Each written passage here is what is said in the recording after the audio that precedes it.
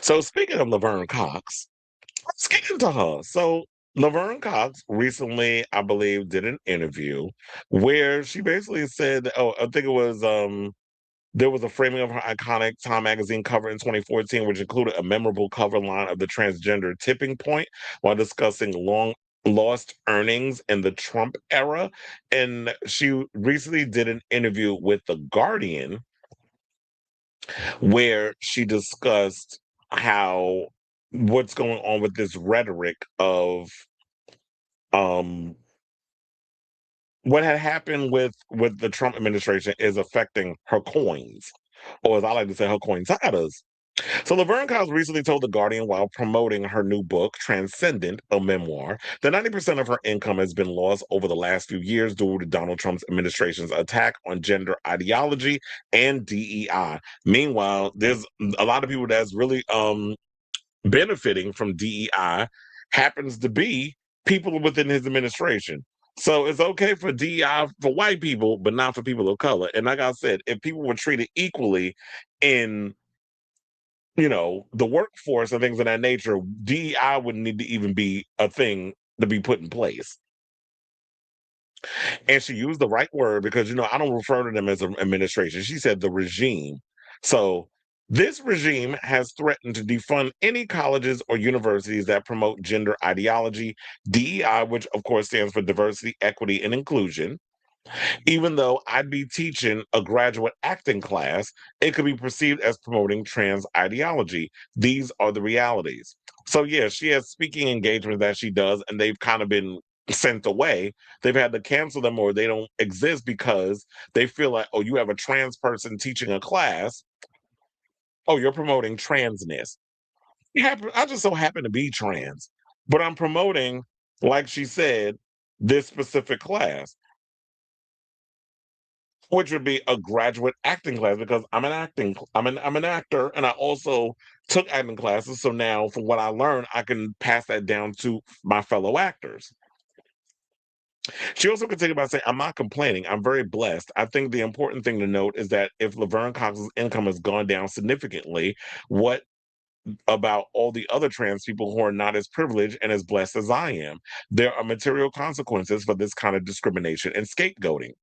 Not that Cox is surprised. The actor told The Guardian that attacks on DEI were explicit in Project 2025 campaign ahead of Trump's reelection. And I also read this article, or not read the article, but I think I saw it over on Kyle Kalinske show, where he talked about one of the guys who was a part of the whole Project 2025 situation, literally said the quiet part out loud and thanked Donald Trump for implicating a lot of what was in Project 2025, which we tried to tell a lot of y'all that was going to happen, but y'all didn't believe it because y'all thought it's gonna be so bad. Oh, it's gonna be a lot like his previous administration. But it's like you're not dealing with a logical, rational man who have had years and years of being in politics.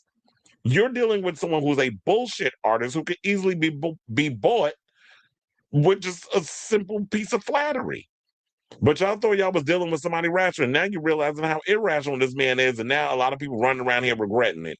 No, wallow in the decision you made. This is why I always talk about consequences to actions. That the actions, the decisions you make, every action has a reaction, cause and effect. When you do something, you got to expect that this is the cause of what you did. So you got to live with it. And yeah, the rest of us who knew, who understood, we're going to have to suffer through the bullshit. But I don't want to hear nothing because this is what you voted for. Those of you that voted for it.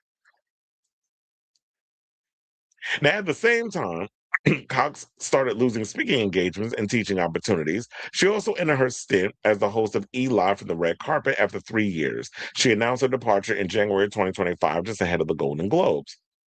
With an incredible amount of gratitude, I've decided not to return as host of Live from E's red carpet coverage. I'm so incredibly proud of the work she did over my 3 year tenure. These moments are a reminder to me of what an incredible privilege it has been to talk to some of the world's greatest artists about their work, navigate the process of success, etc. I'm so excited to keep growing, evolving, exploring, blah, blah, blah, blah, blah, blah, blah, blah, blah. Because you're talking about exploring opportunities as an actress, artist, and speaker, blah, blah, blah, and all that stuff. So she also was in a movie called Outcome, which Jonah Hill was a part of. I think he directed it. And it came out in April. I heard the movie was terrible, but I'm glad she's speaking out on this and giving the realities of what trans people and people of color are dealing with. Because yeah, when DEI became weaponized by this regime, a lot of black women in very high profile federal jobs were fired. They lost their jobs because of this narrative that this regime has done, where they're good at using the fears and the ignorances of others as a weapon against them.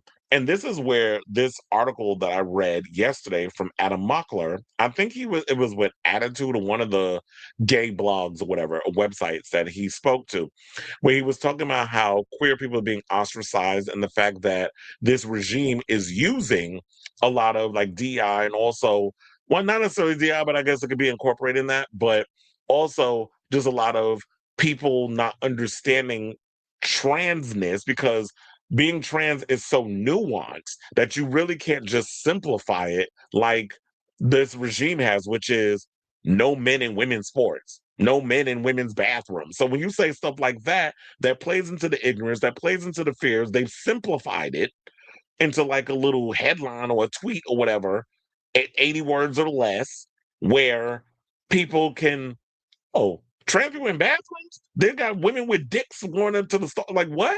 What are you talking about? That's not what trans people are doing. And don't get me wrong, there are some trolls out here that are doing shit to go viral and clout and all other stuff. We're not talking about them idiots. We're talking about genuine people who just want to be out here living their life and doing what they need to do, and they're being ostracized and picked on because we have a regime that's spreading a certain narrative. But then that comes to the Democrats need to just be better with their messaging. And I also feel like with Democrats, y'all need to stop running away from things, especially when we're talking about identity politics or whatever the case is, because and explain things better. Stop trying to come at people with an Ivy League dialogue and really speak to people regularly, where it's like you're coming to them rationally, human, really taking the time to explain. But it's like Democrats aren't really good at delivering a message. So if you're not good at delivering a message, let people come out here who, like the Adam Mocklers and the Hassan Pikers and so many others, the Kyle Kalinskis, people who are Democratic but are more progressive in their beliefs and really explain it in a way. That's why in New York we got our socialist Zoran Mamdani, who definitely knows how to articulate things in a way where people truly get where he's coming from in a lot of stuff. And it's like there are people that still have a problem with him, but it's like we don't give a fuck because if you're not from here, then we don't care. Or a lot of people who do complain about New York, a lot of times y'all happen to be fucking Zionists because he won't put Israel first. But if you want Israel to be first, why don't you move your ass over there instead of trying to turn New York City into that shit? Because we're not over here going to sit up here and applaud Zionism. And the people that like to weaponize, then we call out Zionists, you want to say we anti-Semitic. No, I'm not anti-Semitic. I don't have issues with Jews. I have an issue with people who think that they're above everybody else and would rather see brown folk like Palestinians or anybody who's from Iran or whatever dead because they feel like they are owed something that doesn't belong to you. You're a colonizer. So if we're going to talk about that, we're going to talk about the real shit. So shout out to Laverne. I'm glad that she's speaking out about a lot of this stuff, and she needs to continue to be that voice. I know people still get mad at her over the whole MAGA boyfriend thing. No, that's her cross to bear. That's something she got to live with. But if we could just focus on the things, other things, instead of just being so fixated on, well, I don't fuck with her because she hunts the man. Some of you bitches out here done fuck worse. So let's not sit up here and try to act like that y'all are fucking Saint Mother Teresa. Because a lot of y'all are not, especially when y'all be selling for some of the motherfuckers y'all be selling for. So shout out to you, Laverne. I'm glad you're basically speaking out on this, and I hope, you know what, people just hold on. Hopefully, once this regime, we get through this storm of mess, that things will get better for a lot of people in marginalized communities. But we're going to go through this storm. We always make it out on the other side.